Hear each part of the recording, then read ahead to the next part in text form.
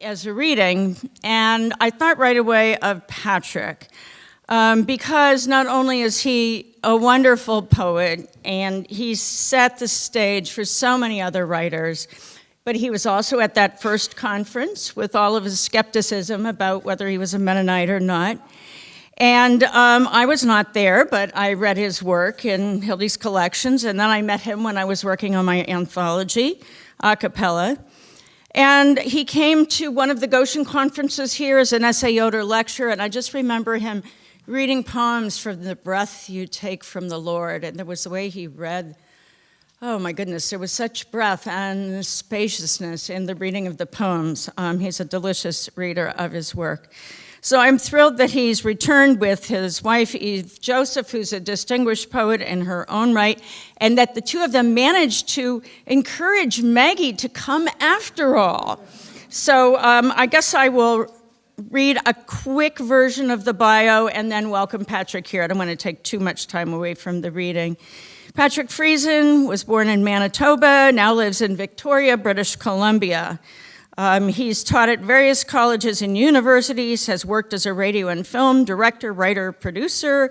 He's also worked in a factory and as a cabbie, so likes all those experiences. Friesen has collaborated with musicians, dancer choreographers, and filmmakers, and published more than a dozen books of poetry, a book of essays, stage and radio plays, 3 CDs of text and music, and has co-translated 5 books of Danish poetry with Per Brask. One of these translations was shortlisted for the Griffin Poetry Prize in 2016. His play, A Short History of Crazy Bone, won the Winnipeg Theatre Award for Outstanding New Work in 2018. With Nico Friesen, he co-created Buson's Bell, a spoken word music CD available on iTunes, etc. Outlasting the Weather, selected in New Poems 1994 to 2020, was published by Anvil Press in 2020. So it looks very much like his creativity is on a roll still. So let's welcome Patrick Friesen to the podium.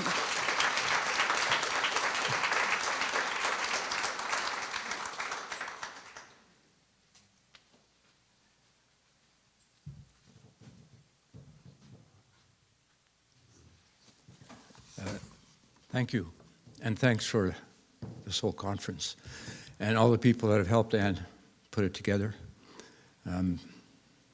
Thanks for the invitation, and Hildy. Hildy and Maggie have been truly important to me in my writing career. I'm going to dedicate this reading, though, to Eve Joseph, also known as Attila the Editor.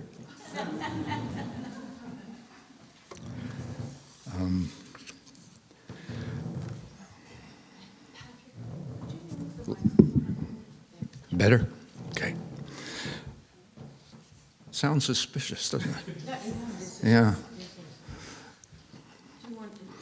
I come from a town known as Steinbach, which had a weekly newspaper called the Kerala News, still has. And of course, like any good weekly, it had obituaries. And a number of years ago, a farmer just on the outskirts of Steinbach died, and his wife sent in an obituary that read, H.I. Hildebrand, 69, died July 9th, funeral July 12th. And the editor at the Kerala News contacted her and said, you can get at least 75 words, you know. So she rewrote it, and sure enough, it appeared in the next issue. H.I. Hildebrand, 69, died July 9th, funeral July 12th, half-ton truck for sale.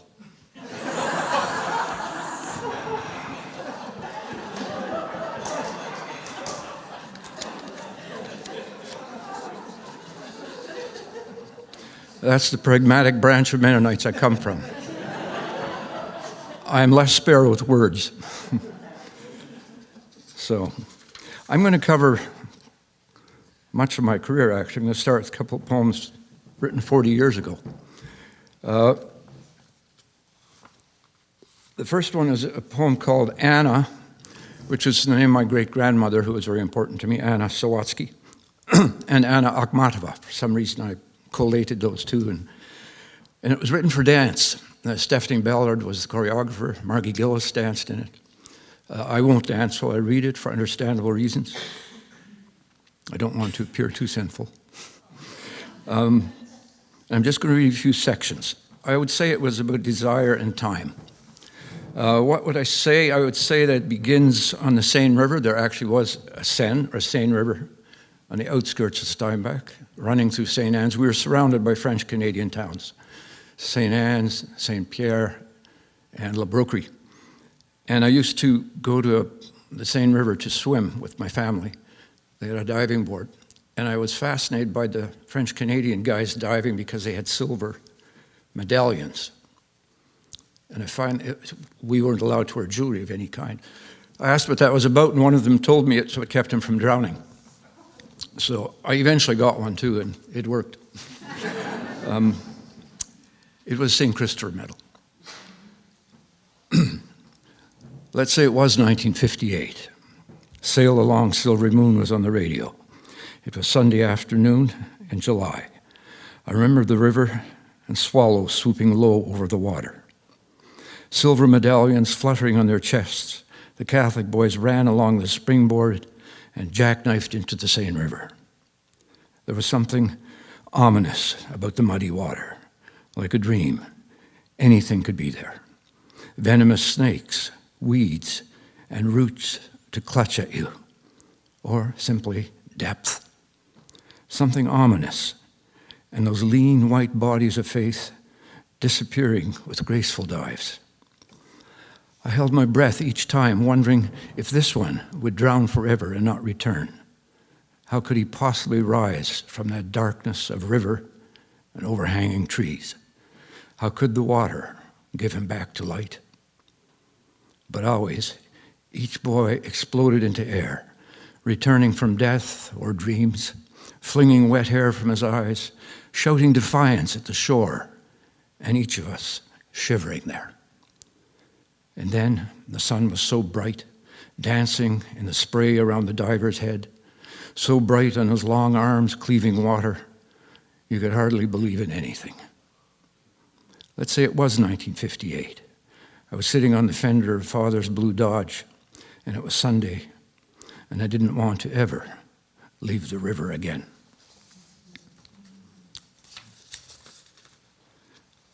I don't love the prayer rug, obedience or disobedience, nothing that absolute. I love the Babylonian body and the human wound. I love the surprising word, the sinuous approach. I like the world, approximately. The way grandfather smoked a cigarette in the garden, his feet lost among the potato plants. The way he smiled and I smelled the drifting smoke. His stories hovering among the raspberry canes. The way he leaned on his hoe forever. I love words in the air, balanced between mouths and ears. I love the way they're smoke before they're stone. But it's true, I think. There's not much a voice can say. There's a limit, I guess, to art. There's no end to desire. Gregory told a story. Gregory's from Kiev. There was a huge fire, hot as desire. A fire so hot, no one ventured within 100 yards of it. The barricades were thrown up, and firemen tried to get enough pressure in their hoses to reach the distant flames. The fire was raging out of control. Everything seemed lost, until suddenly a fire truck sped down the street, smashed through the barriers, and drove right into the heart of the burning building. A lone fireman leaped from the truck, grabbed a hose, and flailed it in all directions. After 10 or 15 minutes, the flames died down enough for the other firemen to move in closer and direct their nozzles onto the fire. It wasn't long before the fire was extinguished. Some weeks later, a ceremony was held honoring the lone fireman who had courageously doused the inferno. The fire chief and other dignitaries praised him fulsomely, and they awarded him $5,000. When he handed over the check, the chief asked, "What do you do with the money?" "Well," he replied, "first thing I'll do is repair my brakes."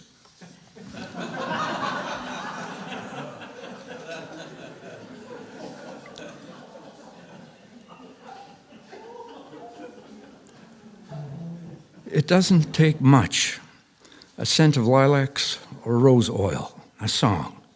It doesn't take much to remember the world, always how it was, the way memory spills through what I see or touch or hear, and there's no end to it, like desire.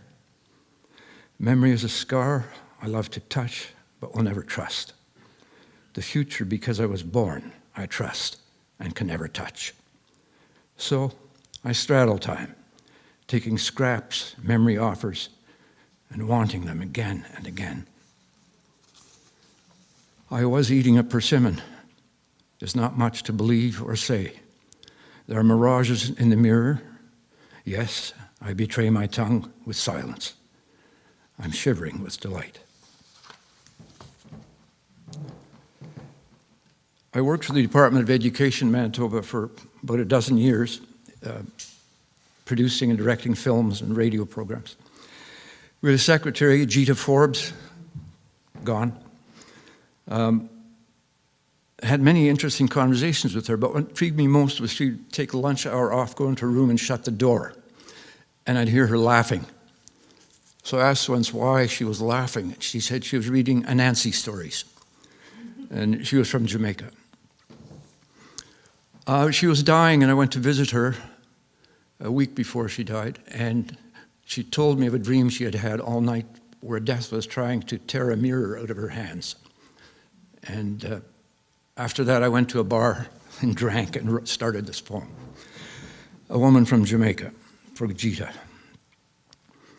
I don't think it's too much to ask that for a moment every wound heal and stutter towards silence. I don't think it's too much to ask for a hesitation of the highball thundering through our veins. Let's say we can halt fear. Let's say this room is enough, that all streets and rivers flow here, that all gods drink at this bar. I know a woman from Jamaica who tells Anansi stories. She's laughing like a mischievous child.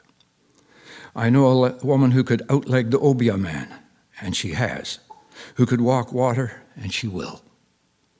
Tonight's her final dream, what each of us will dream, the world loosening and shifting like catastrophe, but it's only a single death.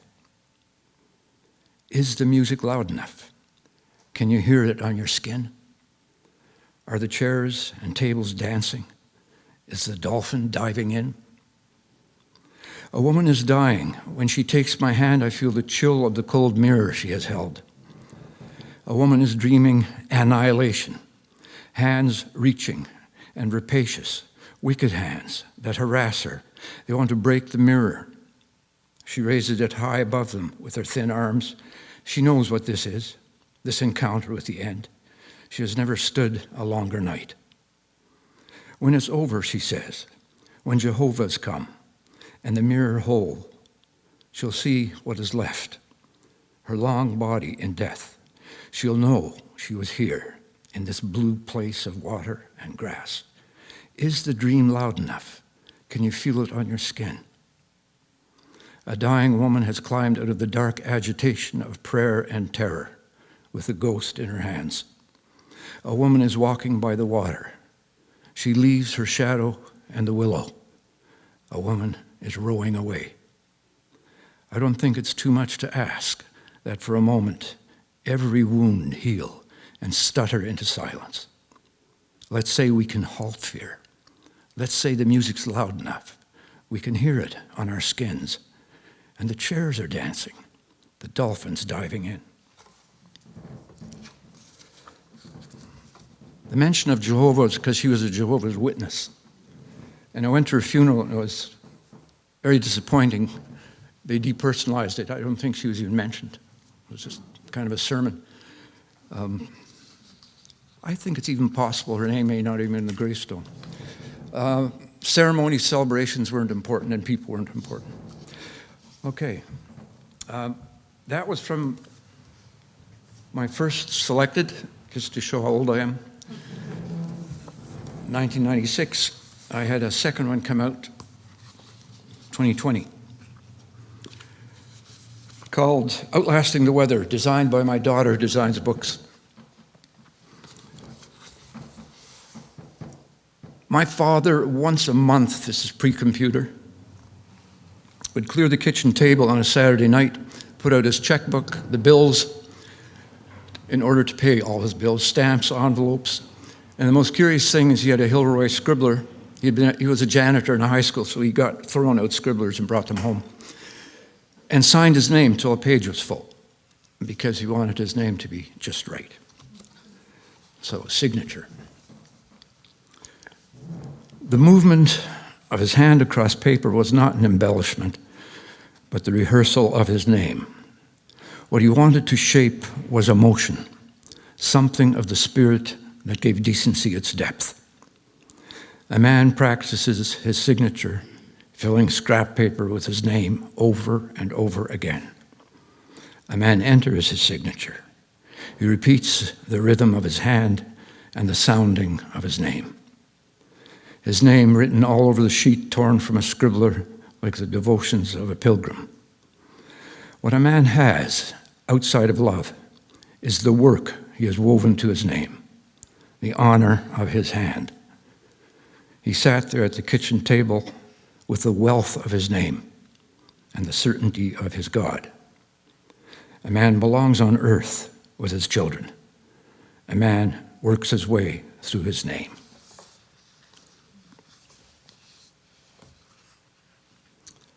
In my hometown, there was a man whose name I didn't know, and I've never met anyone who knew what his name was. He was the classic-looking homeless man with a long trench coat. I remember he had really red lips, which bothered me for some reason. And he would walk along the gravel roads, this was 1950s, before everything was paved, picking up stones. He'd throw some aside, he'd put some in his coat pocket. What really interested me is when he licked them, and then again, threw them away or put them in. And of course, he was checking the color, right, the striations of the rocks. And it made me think of him returning to origins. I was thinking of this too when I heard Rachel Yoder talk today about the body. That's all we are, really. This body. That's my belief anyways. And this was a body walking through that town. And I don't know his name was. I asked my uncles, they didn't know his name. The man who licked stones. The man in the long coat licked stones, memorizing the earth's first fire on his tongue. He didn't have time to speak, though he had nothing else. He hadn't come to words.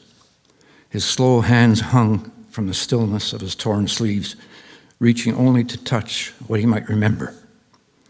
With his hands, he carefully brushed dust from stones. With his tongue, revealed their rose or cobalt blue. He walked outside town on gravel roads. He walked outside love, too close to worship to say. Around him, earth's rubble and striations, sign and witness of the forge he longed to find. His mouth craving volcanoes, the taste of ash and rain. His mouth ground stones in his sleep. I thought he would vanish one day, spellbound in his cellar among the coal and roots. I thought in the end he might walk into the river with his heavy pockets, but there was no such privilege for him. With the years, I forgot him, or he became a shape I couldn't see wandering around town. I don't know if he took form again, or if it was time for me to see, but I saw him emerge like a photograph in its bath. He was walking past the church. He reeled suddenly with a stiff-legged pivot and fell straight on his back. No one falls like that. The body in surrender to gravity. No one falls as if nothing matters, and nothing did. His eyes glistening like wet sapphires in snow. His dead eyes looked through us, seeing their way into stone. I did see him die. It's true. I'll say, but the next one is, when I travel, I like to go to cathedrals or, worthy buildings, not silly little structures. And I like to be the only person in them. And the O'Keeffe here is Georgia O'Keeffe, a painting of bones. And I wrote this poem after I'd been in New Orleans, pre-flood. And I went into a church called, I believe, Our Lady of Guadalupe. O'Keeffe Bones. A place where you never heard thunder. Not thunder. Not the sound that reaches into you for a moment and leaves, leaving nothing behind to hold you, nothing to terrify, leaving nothing but the rubble of a fallen city.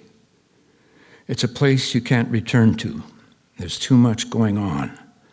The only church you'll love to enter is the empty one. Sitting at the back, always near the door, and no one in sight, you listen for the sound that was left behind. Awake in the pew, rafters and hymns and stained glass, the stations of the cross, around all that want, and you sully the emptiness with your body, the smell of worry, of world, the smell of your birth. Alive, you sit there in your memory and memory before that, knowing everything always leaves. You sit there and don't belong to what you see or know. You belong to nothing but what you hear. And what you hear is what you heard or what you think you heard. Echo, fade, and Doppler effect. What you don't hear anymore is the word, any word. You don't hear solace, and there is no astonishment. What you hear is the wind in March, or perhaps July, or that exhalation you think you hear at night. Human ruin, the serenity of the building fallen. What is there is the sun on O'Keeffe bones beside a white wall.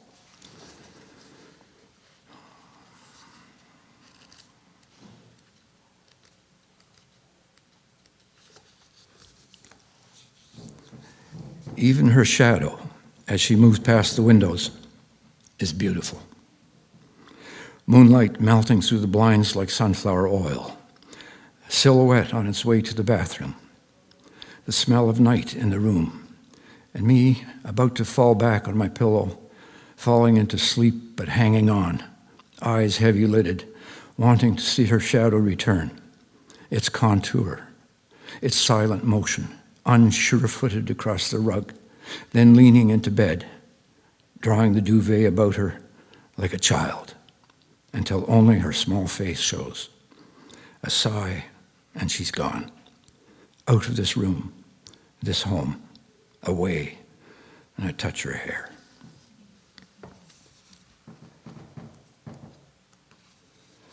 Where we live in Victoria is looking over a part of the inner harbor of Victoria called Selkirk Waters. And I love watching the birds from the second floor window. Crows, backyard full of hummingbirds, but crows, gulls, those absolutely indecent birds. I mean, who else craps on people from the sky? I mean, this evolution has failed. And herons. And the herons look like pterodactyls to me. And it brings me back to thinking about where I came from. Again, what I heard today about the body. And in her book, she talks about the woman becoming a dog. Well, why not? I was probably a fish once, right? Or a mollusk. Pterodactyl. Pterodactyl glides across the water with leathery wings, long legs lowering as it nears the shore. And I'm waking, confused, coming awake to being human, the species. How does it work? This sapiens, this brain, these hands, trembling slightly with age, the body. What is meant by this blessed body? Confused by the species. Where are the borderlines between salmon and sapiens, hawk and human? The heron standing still in the shallows, priested, yes, then snaky as it uncoils, then stalking on stick legs into prehistory, looking for a momentary flash of light of a fish just beneath the surface, stabbing swiftly into the shimmer of the fish, a brief life. And it begins to come back to me, the necessary earth. It comes back, my tongue-tied non-existence, the heron rising, legs dangling for a moment, a gaunt ghost of extinction. 1,000,000 years of it, and me, word-spawned bait. And from this book, I'll just read the last poem. My favorite, all my life, I wanted to write a good haiku, and I have never done that. And I don't believe it's possible, actually, because I don't know Japanese. So whatever our version is, it's going to be not 3 lines or 17 syllables. It'll be something else. Busan. And Busan wrote a fantastic haiku about a butterfly sleeping on a temple bell. So I took off from that. He stood still, listening, as if the clarity of the bell opened a fissure in the created world. A moment of emptiness between one stroke with its dying reverberations and the next, there was a gathering silence that withered into absence. Annihilation. Busan's yellow butterfly lighting on the bell's shoulder. Among my activities is, as was mentioned, I co-translate with Per Brask Danish poetry. Fortunately, he knows Danish. So Per could do this on his own probably, but he's a good friend and he wants me to make it work in English. His work fine in English, but we fine tune. And I love the exercise because it makes me look at a poet sort of through 2 lenses. I don't know how to explain that. And it always brings me back to my own work a little clean.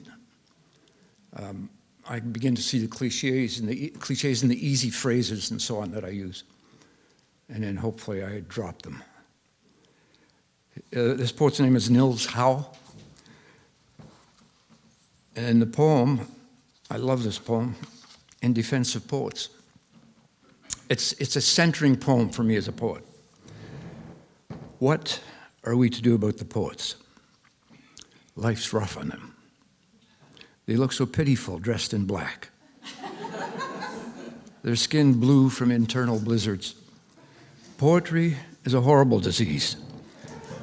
The infected walk about complaining. Their screams pollute the atmosphere like leaks from atomic power stations of the mind. It's so psychotic. Poetry is a tyrant, keeps people awake at night and destroys marriages. It draws people out to desolate cottages in midwinter where they sit in pain, wearing earmuffs and thick scarves. Imagine the torture. Poetry is a pest worse than gonorrhea. A terrible abomination. But consider poets. It's hard for them. Bear with them. They're hysterical, as if they're expecting twins. They gnash their teeth while sleeping. They eat dirt and grass. They stay out in the howling wind for hours, tormented by astounding metaphors. Every day is a holy day for them. Oh, please, take pity on the poets. They are deaf and blind. Help them through traffic where they stagger about with their invisible handicap, remembering all sorts of stuff. Now and then one of them stops to listen for a distant siren. Show consideration for them. Poets are like insane children who've been chased from their homes by the entire family. Pray for them. They are born unhappy. Their mothers have cried for them, sought the assistance of doctors and lawyers, until they had to give up for fear of losing their own minds. Oh, cry for the poets. Nothing can save them. Infested with poetry like secret lepers, they are incarcerated in their own fantasy world, a gruesome ghetto filled with demons and vindictive ghosts. When, on a clear summer's day, the sun shining brightly, you see a poor poet come wobbling out of the apartment block, looking pale like a cadaver, and disfigured by speculations, then walk up and help him, tie his shoelaces, lead him to the park and help him sit down on the bench in the sun, sing to him a little, buy him an ice cream, and tell him a story because he's so sad. He's completely ruined by poetry.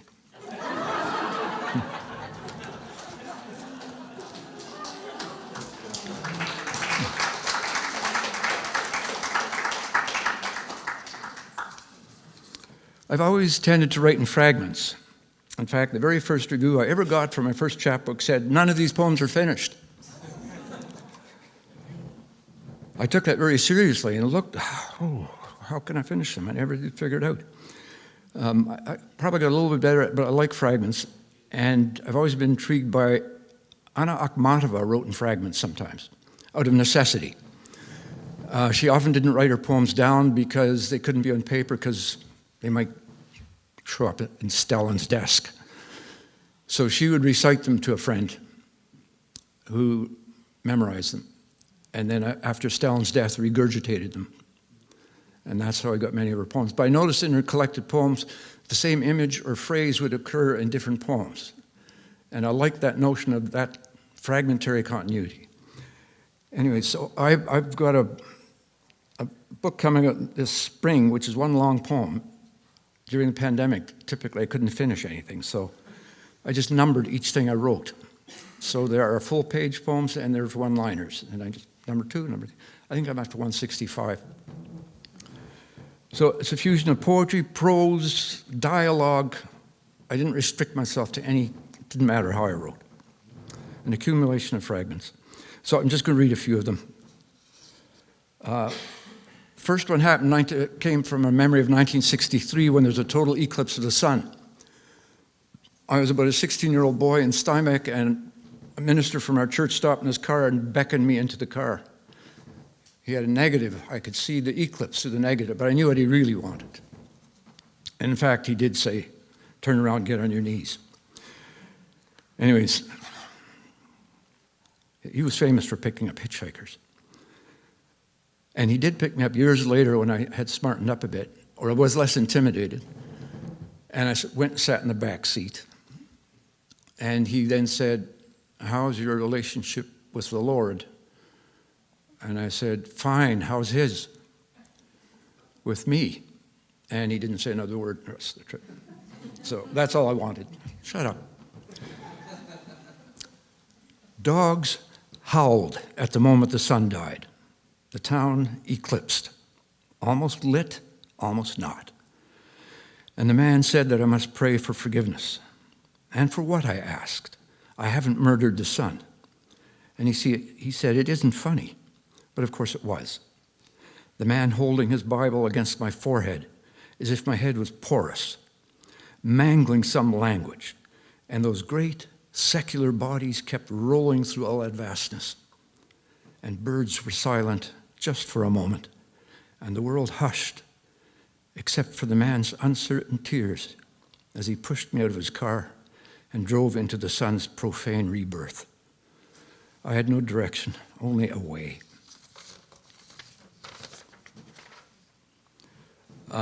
My father and I were quite distant. He was quite rigid in his religion, which was a problem for me. And in the last few years, I've actually gone to a psychologist to figure out my relationship with my parents, particularly my father. And she said, "I think your father must have been filled with great doubt, and so he needed the rigidity." And I think that's absolutely true. But it's also true that when he was 2 years old, his mother died of Spanish flu in 1918. She was 32 years old. So when this one hit, I wore a mask. I got every vaccination in sight. I was not going to complete a 100-year cycle.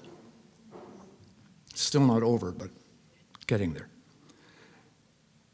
A brown-suited man standing with a hymnal in his hands, his head turned slightly to read the words with his good eye.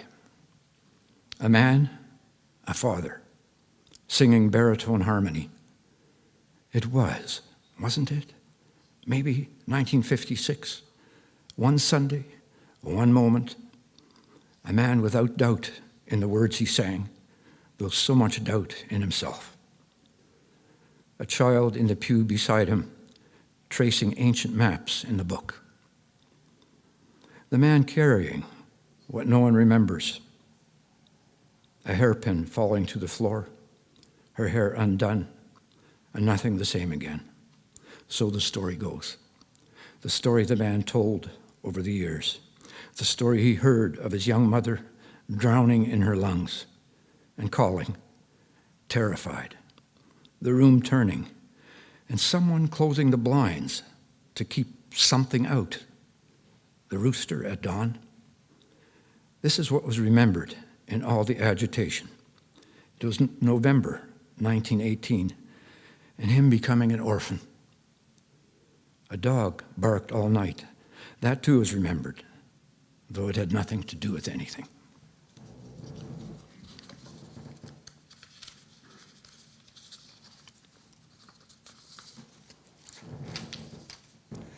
Fully clothed, she descended the staircase, somehow losing her clothes on a landing halfway down, which is where I greeted her, all motion slowing to a kiss. And that was motion. Only now is it memory, or the idea of it. Us meeting in a house I no longer remember, except for the stairs. How I got there and how I came away. There were clothes scattered on descending steps. It was motion, you know, because time passed. The doom of old age, a dismantling. Thumb, knee, a hand, both hands, and memory, yes, clumsy on the stairs, all thumbs. Did I say forgetting?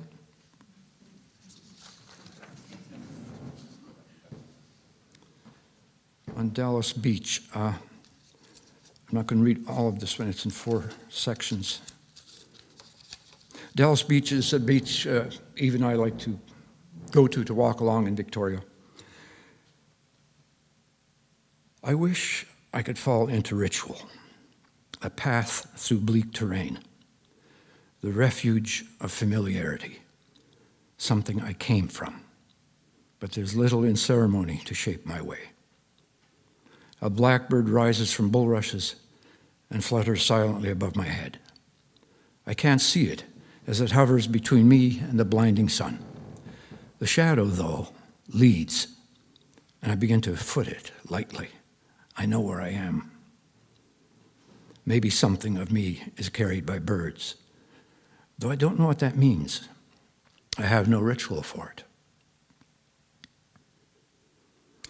The mind is a map that can show you the direction to anywhere, to some Assyrian battle, for example, to a Canaanite encampment, or to the deep snow where ancient wolves tracked caribou.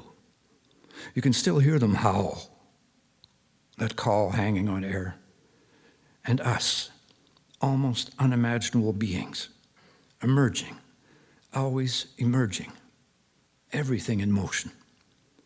Even cave paintings change, sealed up, lost to human memory, fading into migration. Outside the cave entrance is a graven stone. You can almost make it out. And the hunt going on, wolves creeping ever nearer the fire. You can trace it in your mind, the way things begin to look, the way they sound, the letters. The wolf becoming dog, woof, woof, and the migrant alphabet. There's time, always. It's just that I don't have it on my hands anymore, and have run out of words, which is no great problem, as not many believe in words anyway. I've been late understanding this, my hands full of dead words. The crow on the railing may be a crow after all. I shake my hands empty and speak. It all depends who's talking, who's listening. People talking with their hands. There's friendship there, sorrow, maybe love. You can believe that if you want. Imagine the sound when the conductor waves his hands to Mozart's Requiem while the musicians are still tuning up and the vocalists are singing the Mule Skinner blues. Not much you can do with that. And those red palms on cave walls across the world, remember them? Remember them. Isn't it something? Let the young reduce experience, place it in boxes, denotations. I've grown too old for that, though lately I've almost come to see everything in a gravestone. Those lives, talk about reduction. How else to articulate the inarticulate? And so, disbelieving absence, which is almost an anguish. Not belief or words, but stone. A stone in a field of stones, holding the haunt. The way the universe keeps expanding and contracting, how it fits into a grave. That's too grandiose, isn't it? And dubious. There's nothing there, is there? Nothing but turned soil, ancient disturbances.